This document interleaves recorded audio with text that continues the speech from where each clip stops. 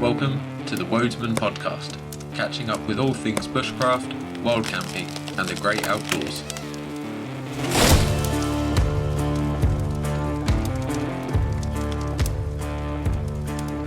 How's it going, guys?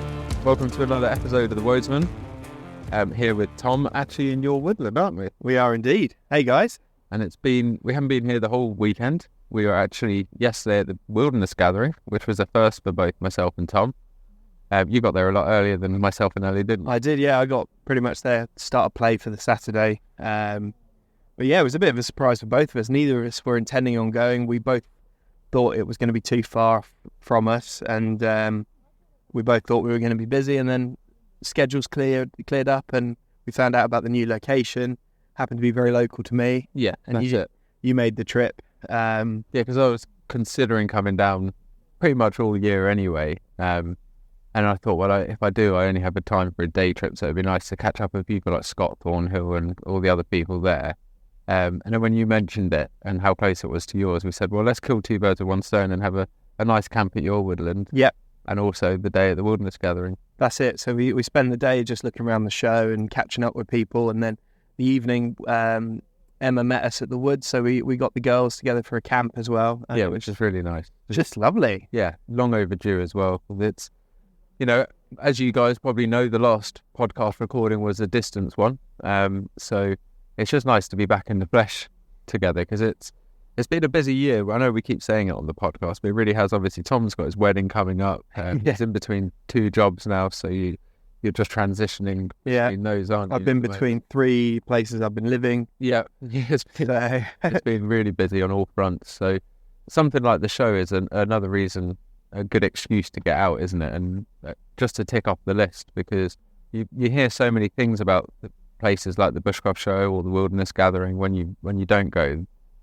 It's nice to just go and see what it's all about. And we were unfortunate that the traffic was so bad yesterday that we didn't actually arrive until about 2:30, 3 o'clock in the afternoon. So we only really had a few hours there. Yeah, well, we didn't realise, because they did take your money, didn't you? Didn't they, at 2:30, 3 o'clock without any warning, and then at 5 o'clock they said, right, everyone needs to vacate the area. Passes, and it was a little bit. Liam had only been there for 2 hours. Yeah, so thankfully I managed to speak to Roger, who organises it, and he said, look, stay for a little bit longer and make the most of it. So we did do that, so that was nice. But yeah, just a little bit of forewarning, probably wouldn't go too far amiss. But I do understand why they do it, because the weekend tickets have obviously paid for a lot more for entertainment and camping and what have you. That's it.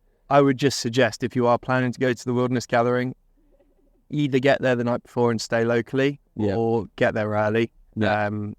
It's just worth it to make the whole day, because it was a bit of a shock when the tannoy came on and said, you must all leave at 5:30. Yeah, you've got a weekend pass. Yeah, because you'd been there since about 9:30, hadn't you? Yeah. And, we were aiming to try and get there for about 11, and traffic was just absolutely awful. So, just how it was. But it was actually a really good show. It was. For a comparison, it is similar to the Bushcraft show, isn't it? It's more of a gathering. It is. It's more of a... True to its name in that sense. Yeah, it's more of a community camp, we were saying, weren't we? Yeah. It's like, there's a lot of people meeting up for socials. There's a lot of sort of family activities and things for families to do. And a lot of skill sharing. So if you're looking to go and be absorbed into a certain skill all weekend, that's really what I think it's aimed at, rather than kind of floating around. Yeah, I think it's less commercial than the Bushcraft show. There's less shops. There are still really good traders and stuff, and we'll talk about them later, because a lot of them we know and we're friends with. So we'll talk about our highlights from trader and stallholder perspective later on. But yeah, I think there were lots of things. I mean, I'd say the workshops, a lot of them were paid, additional to your ticket. So just be prepared that it's very much worth bringing a bit of cash and booking on a course on something you want to learn. Yeah, and kind of pre-planning, looking through their itinerary and saying, well, actually, that's something that I might want to have a look at doing. Because there was so much on, I noticed in their program, it was like quite an extensive list of activities. So I'm sure a lot of those were like tucked away, out of sight going on as well. Giles Newman, who both me and Liam are huge fans of, he was doing like a a really long workshop for spoon carving for like 45 quid. Yeah. Or it might have even been pendant carving, but like doing that, you will really learn a lot of like the techniques you need to carve. Yeah, it's one of those opportunities to get like that one-on-one tuition, a bit more accessible, isn't it, as well? Yeah, that's it. And even just to see some of their work and That's what it. they're doing. Like Giles Newman, I've always said, is like the modern day grinning gibbet. Yeah, he's Which amazing. is a big compliment to any wood carver, because it does some absolutely stunning bits of art. He's gone into sculpture as well lately. He has, yeah. The lady sculptures Yeah, the lady protest. are fantastic, Yeah. and he's just sort of captured the female form so well in wood, which is amazing. Yeah, he really has. It makes a very powerful statement about sort of freedom and Yeah, liberty and things like that. yeah, and so that's it. To have the kind of one-on-one opportunities like that at the festival, at a gathering like that, I think that is what the Wilderness Gathering is all about. It's making that level of knowledge accessible to people. Where There's a lot of experts just walking around. Yeah, whereas the Bushcraft show might be more of an introduction to these skills. The Wilderness Gathering might be somewhere where you go really to hone in. I'd agree. Yeah. You know, because that is one thing at the Bushcraft show. You can do a lot of skills, but it's generally a shorter session, a taster Yeah, of it. I think so. And then there was also some really like other cool workshops I saw. There was someone showing like brain tanning and stretching the hide. Yes, yep, 100%. That was cool. There was and those guys actually, they do free children's workshops as well, which is incredible, you know. So if you've got young ones, you actually can leave them with them in safe hands, knowing that they're obviously learning a fantastic skill, and you and the missus, for example, could walk around and get a little bit of free time for a few hours. I know, I think Steve did that. Yeah. Put them onto some little kids' workshops. There was a lot of stuff for families and stuff going on. There was a man who was sort of showing off his cedar strip canoes he'd made. Yeah, There was fantastic. They were amazing. Huge. things. One of them Huge. was like a big void. Yeah, and then there's like a kid one, which was so cute. Tiny. And then there was a guy just making bows there, which was really cool. I stood and watched him for a good bit of time. There was some reenactors who were smoking jerky. Yeah. With this huge like wild boar tied up, which was pretty cool. So it was a really nice spread, and obviously it was the first year that they were in a new location. So I think that had affected numbers slightly. Yeah, it did seem quite small, didn't it? It seemed a bit quiet, but I think it was because it was a bit more spread out. I think Yeah. because they had much more available space to use. Yeah, From what I've heard before, is in a very small space. right. So it's again probably like how Beehive felt, very Very busy intimate. and very The other thing is a lot of people seem to be hanging out at their camps more than at the show. Yeah. So I spoke to one knife maker who was a little bit disappointed because like no one had been to his stall at the time when I went to talk to him. Yeah, that's a shame. And I hope it picked up for him in the afternoon because he makes great tools. Yeah, for sure. Because there's knife makers like Alan Wood there, weren't there? There was, yeah. So some really good names in the bushcraft, makers world. People like Thornhill. And yeah, it's just a shame to see them putting so much effort into a setup to then not get the traffic. And whether that's because the weather was extremely hot and stifling, so people were remaining tucked away, or again, they were so busy doing their workshops that they weren't wandering around. Yeah, well, I got rang by Josh Westbrook, Fired Woods, yesterday. Yeah. Because he knows a lot of the traders there and he wanted to sort of find out my perspective on the show. And he asked about footfall. And I said, well, some of the stands were really busy and then some of them were a bit more out of the way and weren't quite as heavy footfall. Yeah.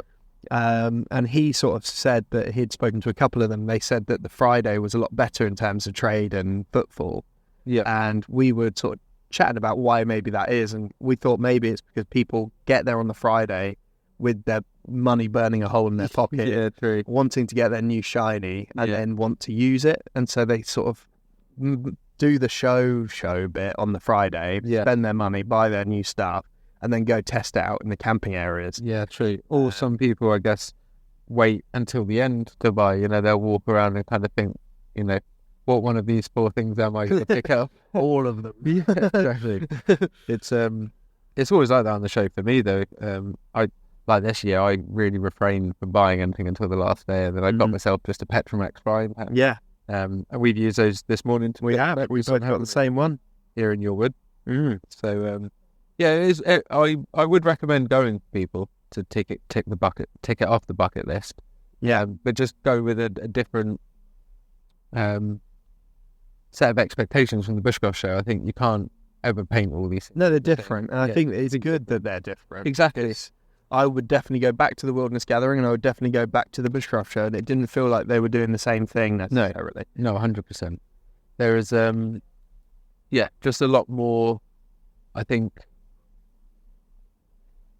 I guess, like definitive subjects at the Wilderness Gathering. Like, it's literally, like you said, there will be like one person just doing brain tanning, Yeah. one person just doing flint napping. Yeah.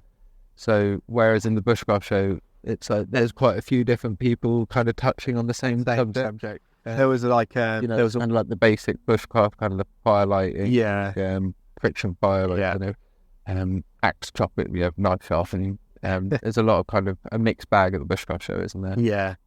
There was like another example of a workshop that you could do was willow weaving, and you could learn how to make an animal sculpture out of willow. Oh, they were fantastic. And they were brilliant. And I saw some woman walking away with this little pig, and her boyfriend goes, "Oh, it's a little pig," and she was like well proud of her little willow pig she'd made. Oh, it was brilliant. Like, I was like, oh, I kind of want to go make a willow pig now. Yeah, that's it. There's a lot of hands-on crafts there and a lot more primitive skills. I think that's another thing. It's more focused on the traditional aspect of bushcraft rather than the gear, maybe. Yeah. Which is again maybe why we, when walking around, you're like, okay, so it's it is more like, the stalls are bow makers and, like you said, willow sculpture makers rather than just your just kit.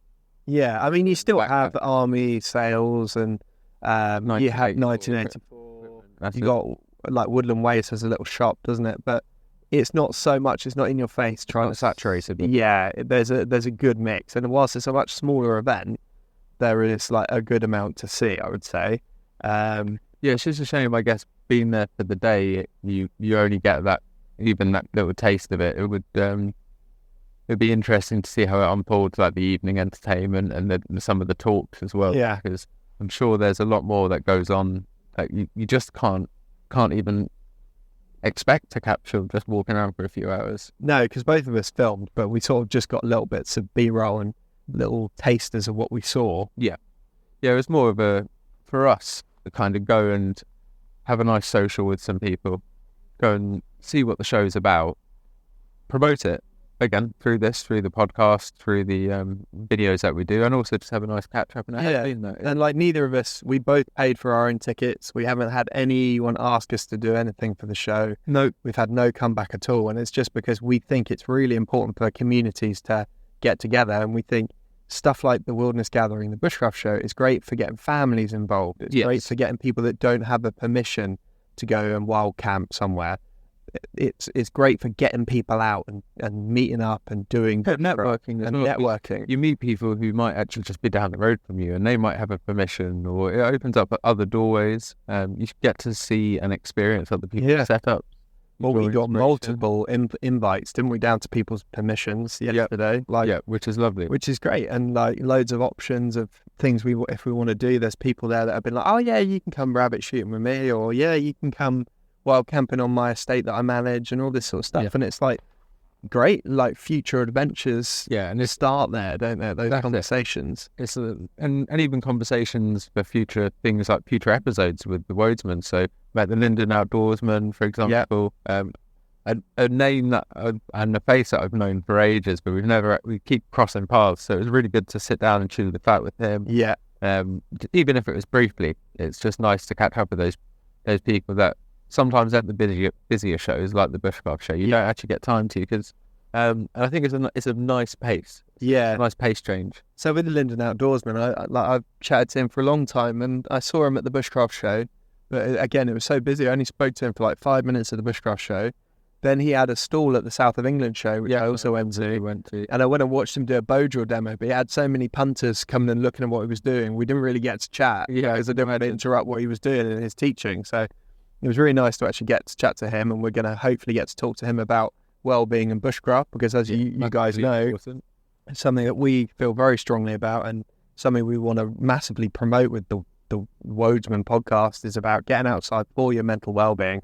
And he's very involved in that sort of mental well-being, the sort of getting dads out into the woods. Yeah, he's really proactive, isn't he? Yeah, he's a great guy. And he seems to run a lot of, really good events, which would be nice to share some information about, because, some of you guys listening might be close by and able to attend, and he's another great asset to the UK community, which is what the Wodesman's all about, opening up. Like you said, you hit the nail on the head, just sharing.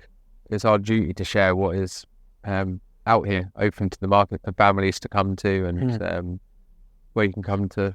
That's why I like Badgels. Find them home skills in. That's why I like Badgels. Like, Badgels is a campsite, it's a commercial campsite, and it has so many pictures, but it gets families out there together trying these skills. And you run the carving courses there, so then that means that the carving's accessible to people using that wood. And then there's bushcraft sessions on a Saturday with a different instructor, and then I've had families struggling to get their fire lit, and they've come over to me because they've seen me teaching people during the day doing outdoorsy stuff, and they've gone, sorry, can you show us how to light a fire? And I've just gone over to their camp and shown them how to light a fire. Brilliant. And it's like, they're things that it's getting families that otherwise might not be able to access the outdoors into the outdoors. I think things like the Wilderness Gathering, Bushcraft Show are so good for that. Yeah, they're a good safe first step into bushcraft as well. And you do see that a lot. You see people who are kind of coming in, you can tell they're testing out their gear, and they're testing the water with setups, and they're brand new Fjell Ravens. Yeah, haven't got any dirt on them.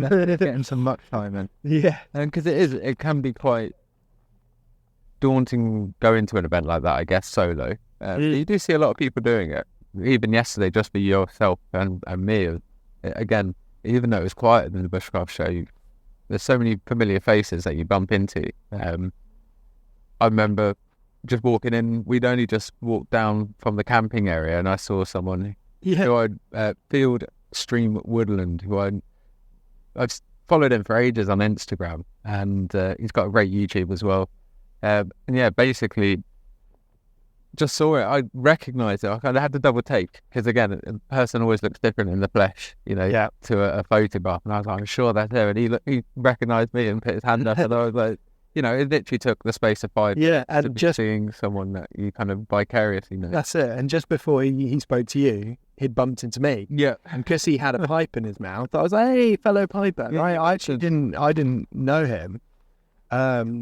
And we ended up having like a 10-15 minute chat, and it was like really nice.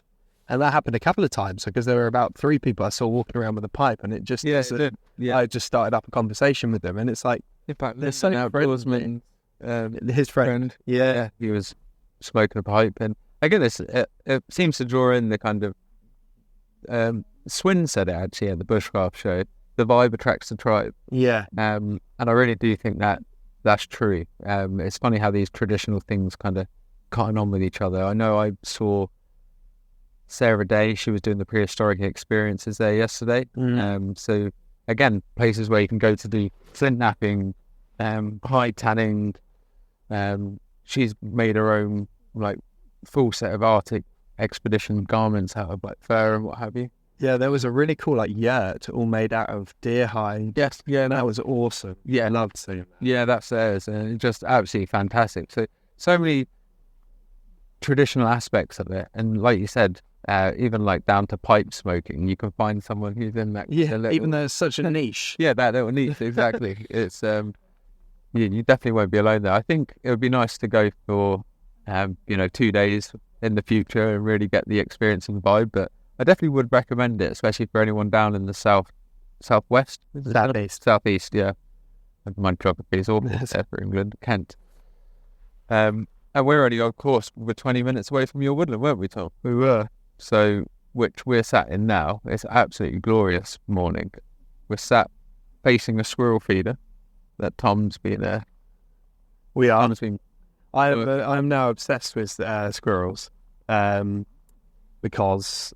Yes, I want to manage the population in here, because there's quite a bit of tree damage from squirrels. There's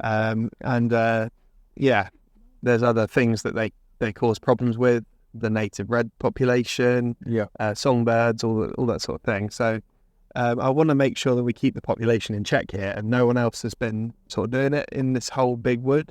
But it's handy to survey how active the squirrels are by putting something like that up as well. Yeah. Because it's just the unknown otherwise, isn't it? Which you've been really becoming a woodsman this week.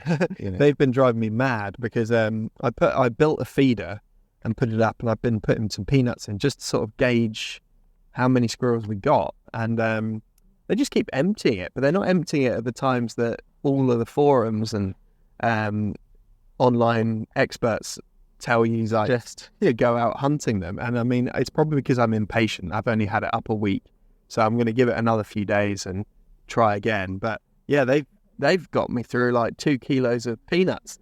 So there's obviously a fair number of them. And then every time I have the rifle, they're nowhere to be seen. They got stashes everywhere. But no, it's a lovely spot here in the south of England. It's just been a lovely weekend, and to be honest, catching up with people like State Detective, Modern Warfare, Brian from Modern Warfare, Journeyman, Handcraft, Wildways.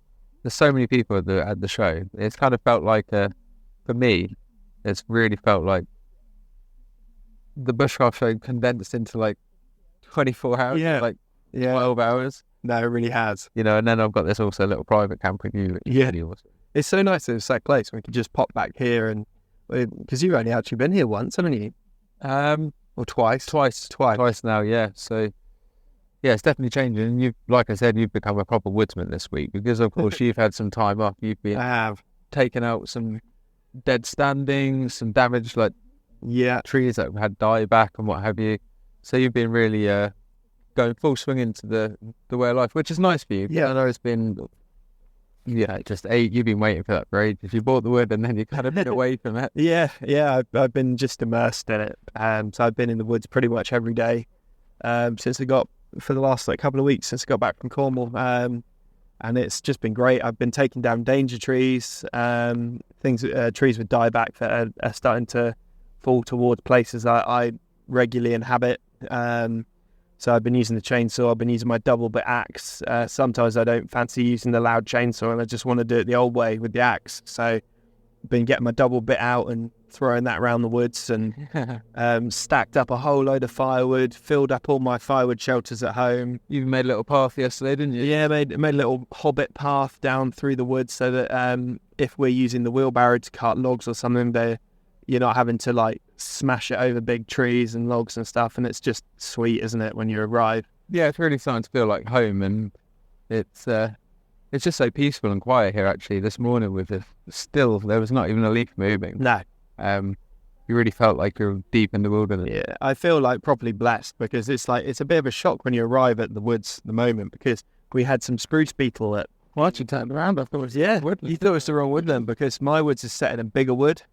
And the 3 acres by the entrance has had to be clear felled because it was all spruce, and it got spruce beetle, and they're you have to destroy them basically because otherwise it can take out all the spruces in this area. So Forestry Commission came in and sorted that out for the owner of that woodland. So he's sort of been left with just a very sparse few stands of poplar and oak, but the rest is all gone. So I felt very sorry for him, but he'll get a grant hopefully and start replanting. But it does make it a bit of a shock when you arrive. But as soon as you get further into the woods and you start getting to the 3 plots before mine, it gets darker and denser and the canopy thickens, and it feels really special as you get further in. And then you reach my bit and it's just obviously been left, hasn't it, by the previous owners. So there's a lot to do. It's just this emerald green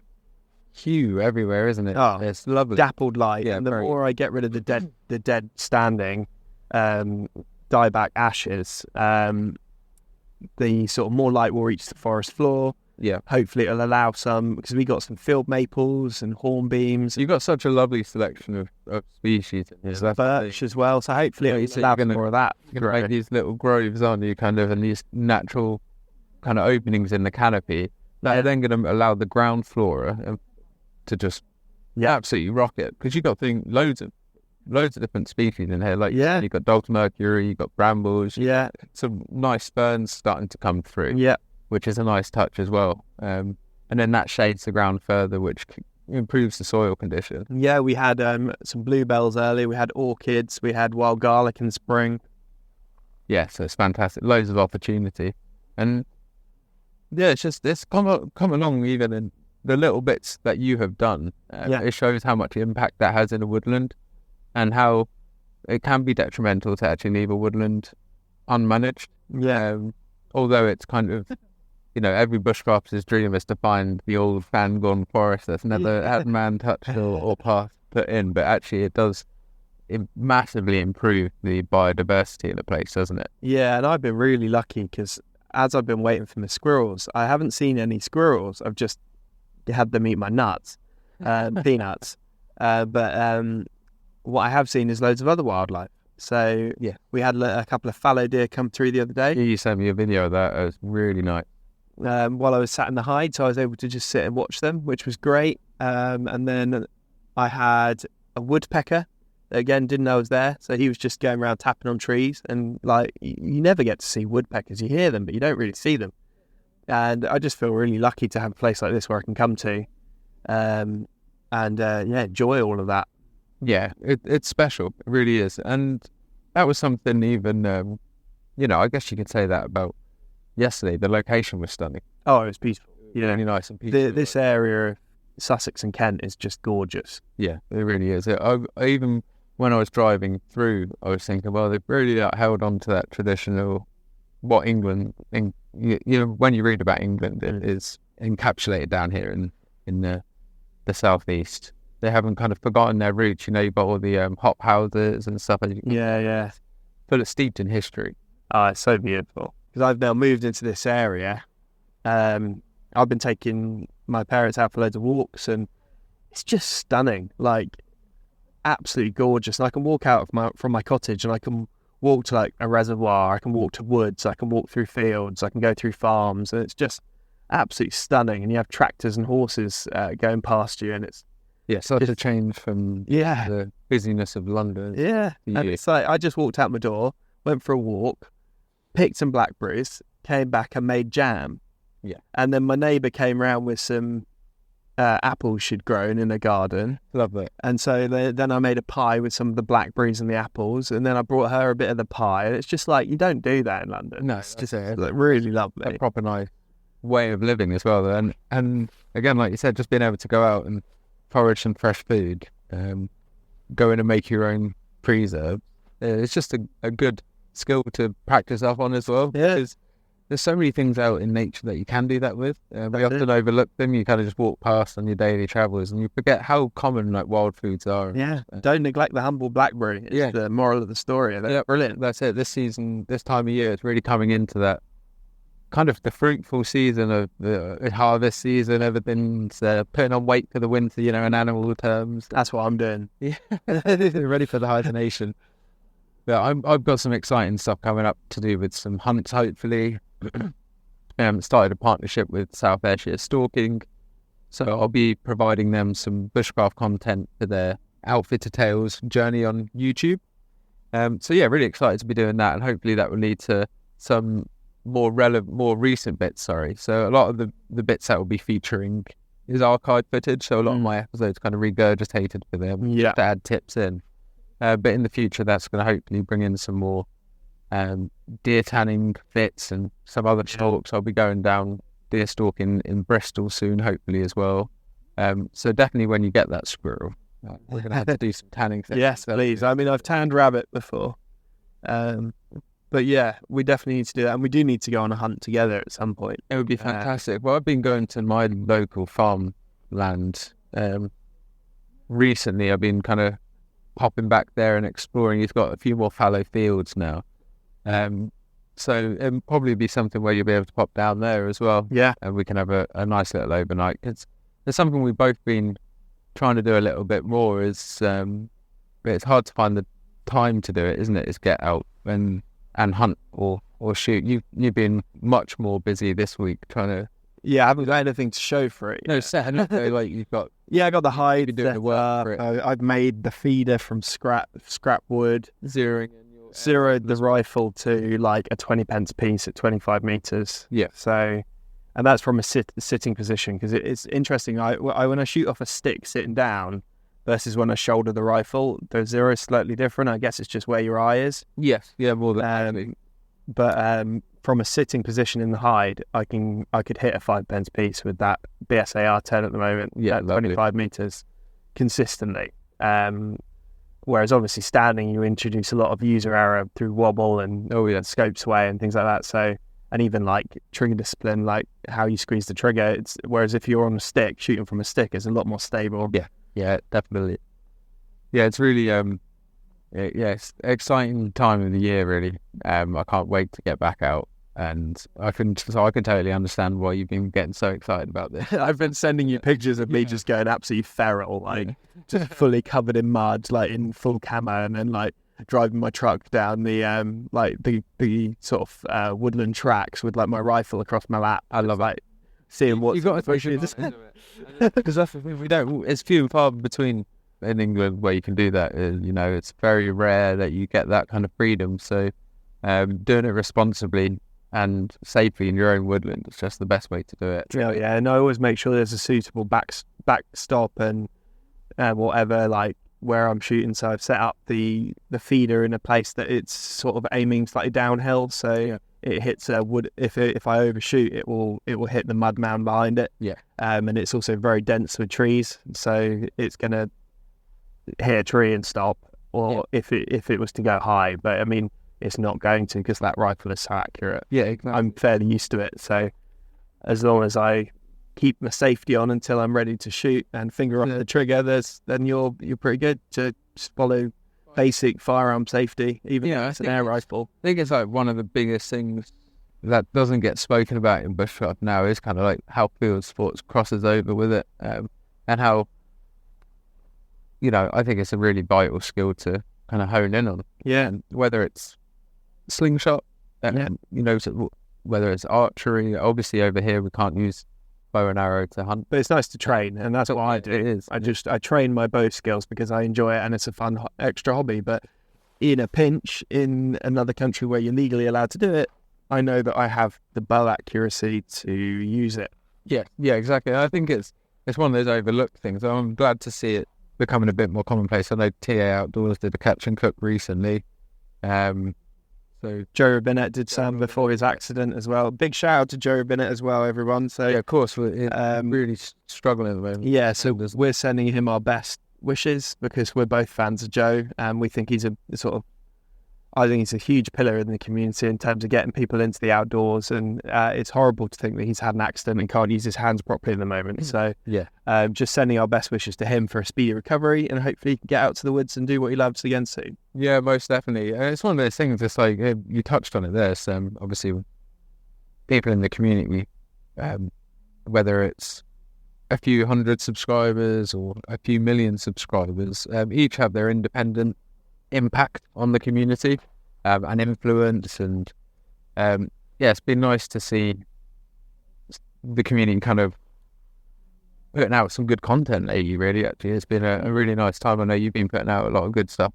That one on potassium permanganate, I've still got to watch that actually, but I know you sent me all your potassium permanganate is an interesting one because it's like you see a lot of like survival videos that are like, use it for your water, and it's like, well, you technically can, but you probably shouldn't. In a pinch it, because it is pretty bad. And I've been reading a lot of NHS articles about the sort of medical uses of it for like fungal infections and weeping wounds and things. And so when I made my video, I made sure to like list my sources and make like a bibliography of everything so people can actually go and do their own research. Because I just think with that, it's so easy to overlook the dangers, because like I'd watch survival videos on potassium permanganate and I was like, oh yeah, it can purify water, blah, blah, blah, because that's what the videos had told me. Hadn't read about it myself and did not know that you can actually kill yourself with potassium permanganate. It's so toxic, isn't it? Like there have been cases of people using it to commit suicide. That is that toxic, and the NHS specifically say that's it. It is, and the NHS specifically say do not ingest this stuff. And so I think it would be wrong to make a video where you don't link sources and you don't talk about the fact that actually it is a bit dangerous. And even the risk of using it near a waterway. So if you're purifying water, accidentally knock over the bottle, it goes into the river. Like you added a pretty bad. I mean, people use it even for like cleaning fish tanks, I believe. But then there's loads of videos online where they've killed the fish because they put too much in it. Exactly. Yes, and that's the thing. There's loads of nuance to it. It's very easy for people to put out a quick short and say, if you pinch, use permethrin. But there's no actually like the backing behind it needs to be looked into a lot deeper. Yeah, there's no actual set like quantities and safe dosage. It depends how quick you metabolize it, how big of a person you are, how much you drink. And like, let's be honest, if I couldn't get water safe any other way and I had some, I might consider it. Yeah. But there are a lot better ways to purify water. And if you carry a Bic lighter with you and a t-shirt to strain out like a parachute silk or something, or a millbank bag. Yes, exactly. Do coarse filtration and boil the water, and then you don't have to worry about all those nasty chemicals, because there's also like worry about build-up of toxins and the sort of manganese, the manganate building up in you. Very true. Yeah, once it reaches a certain level, it's it's just not good news, is it? So yeah, what we're saying is, watch that video if you were interested, guys. We might actually do a proper episode on potassium. I think so. Because we haven't touched on purification. Even. Yeah, as a whole, that would be cool. But we could do an episode on both. Yeah. But like, we haven't even touched on the fire and the actual science of it. So it'd be interesting to maybe both of us do some more research and then maybe do an episode on KM.029. So let us know, guys, if you want to hear that. Yeah, definitely. And I'll be well up for that. Do some research, and in the meantime, I'll watch the video. I know, like you said, you were sending me kind of all the research you were doing along the way, and we were having some little voice note chats about it through WhatsApp. Yeah. And it's just been nice to see the content putting out some good stuff. I know there's also been, I'm not going to put any names out there. I'm not going to touch on it too long. I know we haven't even spoke about it. There's been a few little bits of like kind of little backstabbings in the community, which I've noticed, which is a bit sad to see, you know. Again, no names out there, but when you see a creator kind of almost carbon copy content from smaller content creators, it gets a little bit kind of, I don't know, to gauge, you know, it presses people's buttons. I've had a few people say to me, like, oh, have you noticed XYZ just did XYZ's video again? And I'm like, you know, I just tried to stay out of it. Yeah, it's difficult. There's always going to be some drama, isn't there? People can just bring it up as to say, like, we're all in it together as well. So, as a bushcraft community in the UK, it's pretty small. There's not many of us content creators out there in reality doing it. You know, we're all doing it for the same reason. Kind of, and the last place we need infighting in the community, when we have so little rights and so little access and so little space to do it anyway. And you know, when people put out videos like yourself doing the potassium permanganate video, you put a lot of heart and soul into it, a lot of effort into those things, and it's nice to know that people draw inspiration from it, but people should also respect it. And again, it's like, what you include the sources where you got information. When I'm doing a video and I've been inspired by a Ray Mears video that I saw 20 years ago, I will say that. Yeah, I'll be like, you know, I've learned this from Ray Mears, but I'm regurgitating it to show it to a new audience of people. And it's like, there is nothing original really left anymore. It's like, I been enjoying my double bit Gransfus axe. Yeah, I bought that because I saw a video when I was just getting into bushcraft of a Adirondack woodsman with adventure sworn going out with a Gandalf pipe and a double bit into the Adirondacks, and just making coffee and bacon with a double bit. Yeah, and it stuck with me. And so when I filmed a video the other day of my double bit, there's probably little bits of that I've just subtly used inspiration from. But I'm not, if anyone asks, I'd be like, yeah, I got my double bit because I saw a Adirondack woodsman swinging it and it looked sick. Exactly, yeah. And it's nice, I guess that's all I'm saying, it's nice to include a little bit of, or pay homage to that, isn't it? You know, to where you draw inspirations from, because it's a small world out there, really. And I just thought I'd mention it because I know a few people have been getting a bit down about it in the community. Yeah, I think as well, you kind of just got to remind them that, you know, they're putting out fantastic content. And to the bigger content creators as well, don't forget the little guy, because like everyone starts somewhere. And, 100%. Like my potassium permanganate video, I think it's got 400 views. Yeah. And it's like, I'm not making it to get views. I don't really care. You want it for the info to get out there. But it's like, and hopefully the 400 people that have watched it got something useful from it.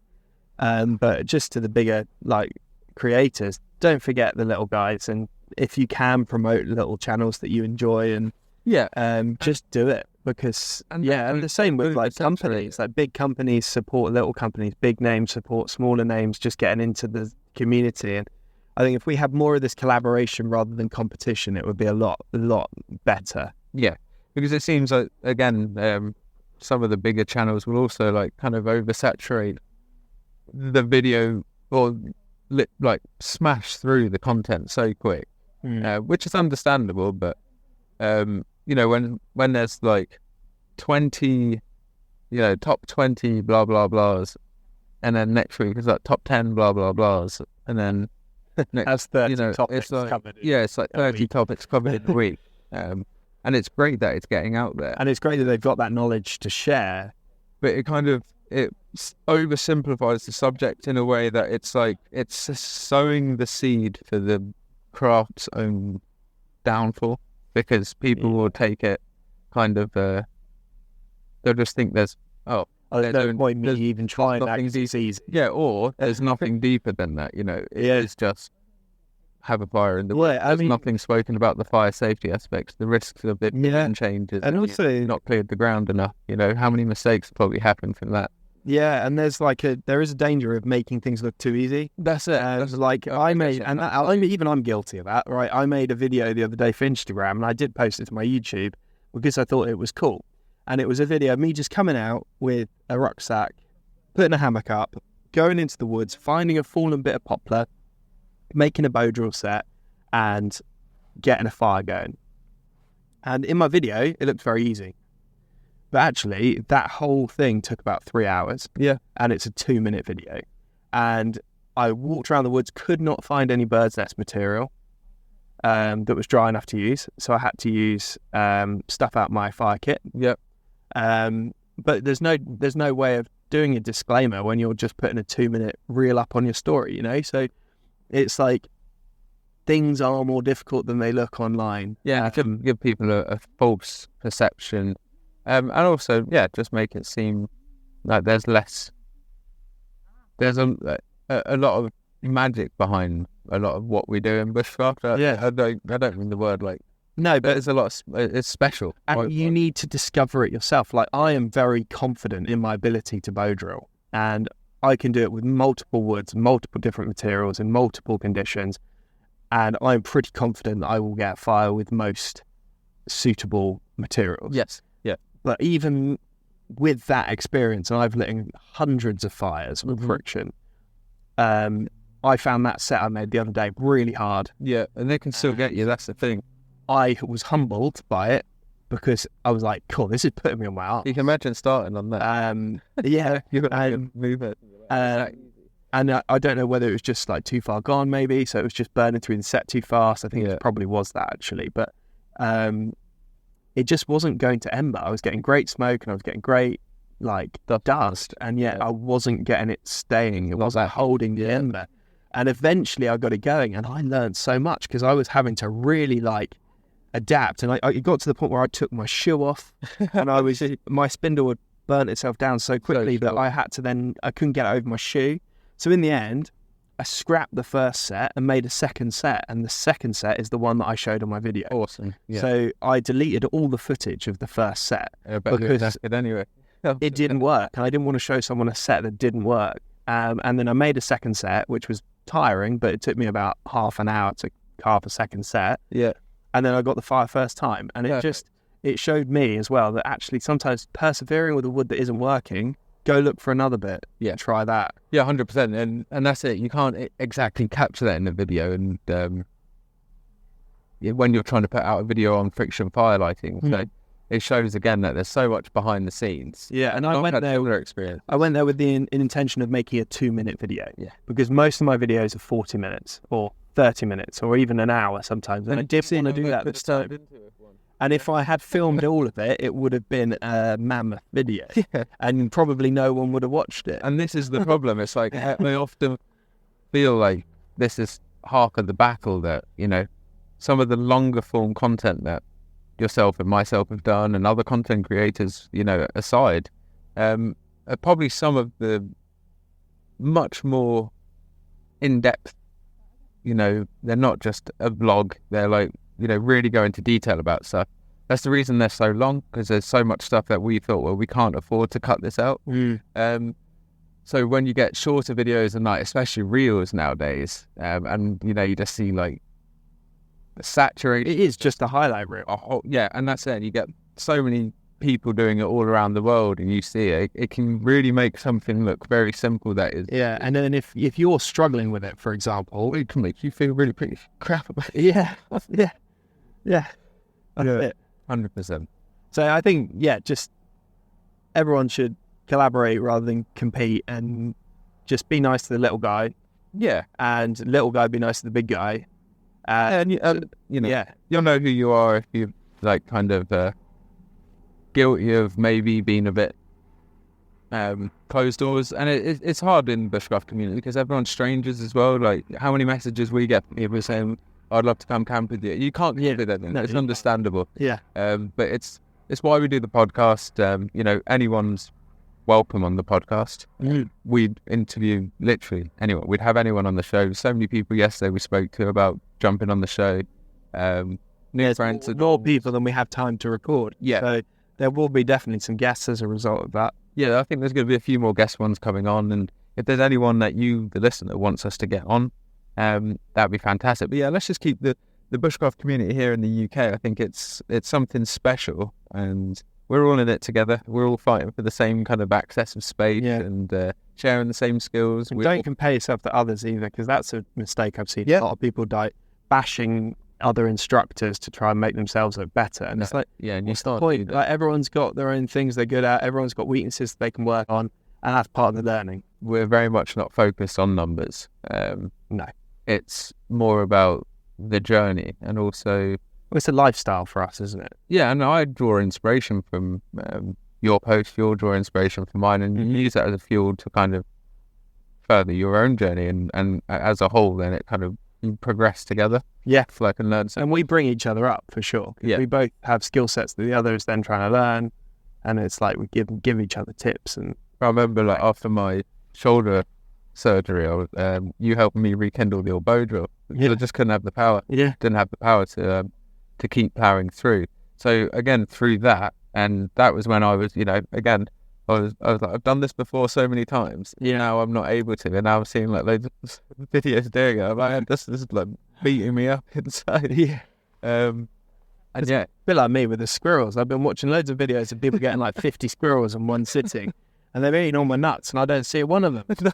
I feel bad for you. So like, Liam's going to help me with my field craft a little bit, I think, later, and give me some tips. Yeah, and I think we'll probably reconvene here in the future, and bring out the thermals, do a little bit of a kind of a survey at night, see what the activity's like, gauge the activity, because that's one of the biggest things. Like, quickly touch on that, is learning behaviour about anything. You could learn the behaviour of poplar wood when you're using it in the bow drill, the behaviour of squirrels, the behaviour of deer in harvest time, or the behaviour of how instructors hold themselves at festival. I think that's one of the things of bushcraft. It's about observation, and just keep your eyes peeled when you're out for walks. You never know what you'll find. I always say it.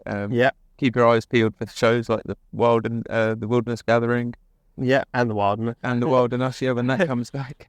And great content like Tom's Potassium and all of Liam's live streams. Oh, thank you, mate. Yeah, I've been actually a bit slack on the live streams lately. It's been really, really busy again on kind of weekends. I've been doing like a lot of weekend trips. Yeah. So I was on the canoe, for example, and then I was out on a last minute kind of Sunday one, and I was going to live stream, but the signal was awful. I was going to live stream yesterday, but the signal wasn't very good either. So I've not been having the best of luck with that. And also, I want to kind of leave those to be at times when I feel like I'm doing something special. So I'm not just kind of rinsing and repeating, not just jumping on to, just for the sake of it, because I think it's much more natural and organic and free flowing when you're just out there doing something. You're not kind of role playing, then you're not just doing it for the camera. That's it. It could be a battle as well. That can, because sometimes we do have to do things for the camera. Yeah.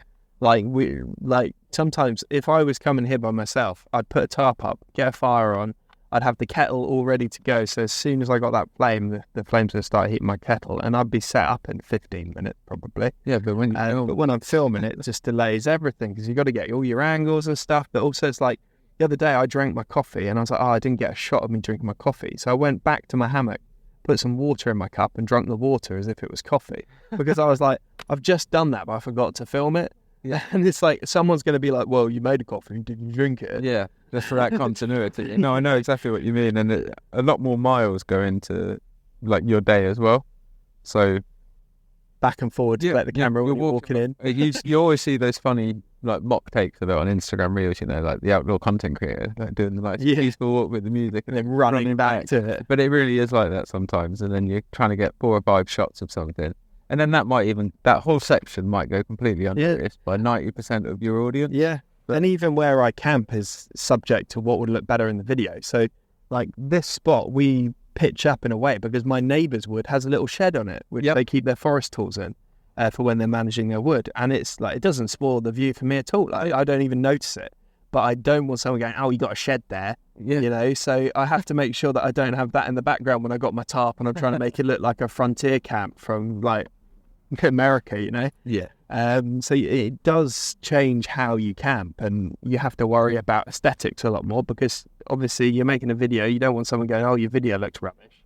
Yeah, and you want to inspire people to come out. And again, sometimes it can even come across as like a flex or like you say, you're role playing, but it's not. It's like you're just filming content, and it has to be visually appealing. It does. It's like this podcast would be nothing if the audio was like. Even though sometimes it has been because we're like let's just record. Yeah, that's it. When we were at the RAF one specifically and all the planes kept going in. Yeah, that was a good old time. But I mean, I don't know what number of podcasts we're on at the moment, but it's honestly, guys, thank you so much for listening, and the great comments, the great new people we get to meet through it, and just the words of support, I guess, because we never expected it to be a podcast in the sense of, you know, like a weekly thing. And if it ever becomes that through any means, or, you know, if it grew in such popularity and demand that we were like, okay, we've got to do that, it would be great to be able to do that. But it's just it's a labour of love and a passion. Yeah, it's an outlet for us to talk about what we want to chat about, and it's just us having a chat. Like, we're just sitting here summing up our experience of the Wilderness Gathering, talking about content creation and what we're up to, and it's just a nice way of capturing that. And I know if I'm bored, I'll go and listen to an old episode and I'll be like, that was a good time with Liam. Yeah, definitely. And I guess that's why we don't want to force content. And we don't want to throw them out. So if it is a little bit of a hiatus between episodes, no, it's for good reason, and it's not just going to be some quick little filler. There will be other little bits coming. Like I said, I'll probably be doing some of my little fact bits and Bushcraft news, but I've been kind of toying around with an idea, so I'm not going to spill any beans now. When it happens, it happens. So yeah, loads of stuff to come up. We've got a few interviews, maybe Snake Detective, and probably one of the sooner ones. Yeah, good to catch up with him. Yeah, it would be nice to sort of touch base with him for sure. Giles Newman, I know we want to try and get on for sure. Yeah, we might do a post-stag. Yeah, do a post-stag summary show. Yes, 100%. That might be quite a fun one. And I know Joe over at Joe Price over with Ida, they've been getting up to loads of stuff, so hopefully be able to catch in with him soon. Modern Warfare as well. I caught up with Modern Warfare at the show. He's a lovely chap. Something fantastic. Yeah, I bought some bits off him for my Bushcraft club that I'm going to be running next year. I love it. I'm going to be doing a weekly Bushcraft club with the kids at my new school. Very exciting. So that's very exciting. I was showing you all my kit and lesson plans yesterday, wasn't I? My wrist stop to go. And I needed a few last bits. I got some fire mittens and some fire steels, which I got off Modern Warfare. And it was nice to support him and also get the kit for the kids to learn Bushcraft. And then I got chatting to Scott Thornhill, Ultra Heavy. Fantastic. And me and Liam are both huge Thornhill Ultra Heavy fanboys. Oh, yeah. Both of us have wardrobes which are basically dedicated to our Thornhill kit, because it's not lightweight, is it? It's not lightweight. And, you know, it's not no doubles of anything for certain because you just don't need it. One of his bits of kit will last you indefinitely. I've got a one big tarp, which I use all the time, my 3x3. I've got one little day tarp that doubles up as a ground sheet, which I'm using as a ground sheet at the moment. We both use similar setups, haven't we? Yeah. Same as that. A half labby. You got a full labby. I got a half labby. I do have a ground mat of them as well. Yeah, I've got a ground mat bags and a few bags. It's just quite addictive because and I've got lots of rude little leather. Ultralight is for beep. Yeah, ultralight is for beep. I'm wearing on my wrist at the moment that he gave me, which is quite funny. No, he's a great guy, and they just had a young one. It's so cute, young little girl. So it's all busy over there, and that's one of the nice things again about shows like that. Touching back to that, supporting genuine UK people, and families as well. Like his missus was there with the baby, and then he was just talking to me for an hour about our like love of tarps, and it was like super nerdy and it was super engaged. Like we were just so into like talking about the canvas and the leather and what we were doing when we go camping and tools, and it was just lovely. Like just getting to know someone that I'd talked to online, and then because of the festival, I was able to actually put a face to the name. I feel like I've got a mate there. Yep. It's like with Giles Newman. I first met him at the Bushcraft show, and I'm now pleased that I can sort of call him a friend. Yes. And I only see him at the shows really, but if he's ever down this neck of the woods, I know he knows he's more than welcome to come with your hamp. And it's going to be nice sharing those stories, like that connection that we've built through our Bushcraft journey. It's going to be nice sharing that on the Wodesman podcast, and then for all of you guys to then go out and explore them.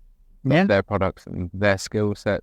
I mean, look at the Steak Detective. I mean, he's just a huge part of the community now, and he's such a sort of positive, fun guy. And he is. I think that's spreading so much. People are sort of getting him, and it's so nice that we you hear friends with him. It's like it's just a really fun thing. You kind of hear it echoing throughout the event. Hello, chap. It's just great, and like the work that he does for charity and over in Normandy, and it was fantastic. He did some really good content, so very into his history, his World War II history, really knowledgeable chap. And like you say, he's just as like beacon the smile that you can always rely on, and that's what's lovely about shows like that. Kind of catch up with people like Dave Fryers. I saw yesterday. Dave Fryers, I have to get him back on the show. Wilderness Nomad as well. Big shout out to him. He's a really good mate of mine, and there's never a bad time with Chris. He's incredibly skilled, but also just like a big bear of a man who is like such a lovely chap, and I've got all the time in the world for him. So love you, mate. He's definitely incredibly humble chap. He's brilliant. I've seen him teach so many like lessons and stuff, and his knowledge is excellent, and his way of getting it across to people is brilliant. His teaching style. So a bit of a shout out and a bit of love thrown to Wilderness Nomad. If you don't follow him on Instagram and YouTube, do go and check him out. He's fantastic chap. And that literally goes to it. If you're a YouTuber or an Instagrammer, it's easy to click on the familiar names. It might be easy to click on Primal Nomad or Backgarden Bushcraft or T Outdoors or Joe Robin at MCQ, East Anglian. It's Eat Simon, a bloke in the woods. They're familiar names, and the range of subscribers there goes literally from like a few thousand to a few million, and the names I've said. But don't forget those other little channels. It's incredible when I've just like clicked on a video because I'm researching a topic, and I find some guy who's got like 29 subs, and he's like dropping knowledge bombs, and I'm like, holy dooly. Man, the algorithm sometimes doesn't bless me. But just because there's low views on a video doesn't mean there's bad content. So no, it's honestly, like Chris, Wilderness Nomad. Some great stuff that he puts it's absolutely brilliant, and I proudly wear his patch on one of my rucksacks. Likewise. It's like he's just a good guy. Yeah, he is. So definitely drop us a line if you've got any requests for content in the future, or videos, podcasts, guests, any suggestions, tips. Let us know as well if you got to the Wilderness Gathering this year, or if you intend to go in the future, and your impression of it, and if you think our sort of summary did it justice. I think there's definitely some some things that could be worked on for next year. But I think on the whole, it was an absolutely amazing show, and I would highly recommend it as a day out with families or a weekend camping, or 100%. Just, I think it was a really, really fun time. And the fact that me and you could then come back to the woods after and have a little private camp just in this quiet, peaceful setting, I think it's ideal. Well, I just topped off the cake, really. And of course, you can camp there. So there is that option. But no, it was really, special little bit of the journey. This morning and last night, we had some great laughs, great times. And thank you guys for listening. Yeah, hope you enjoyed it. See you guys in the next one. Awesome. Take care, buddy. Bye.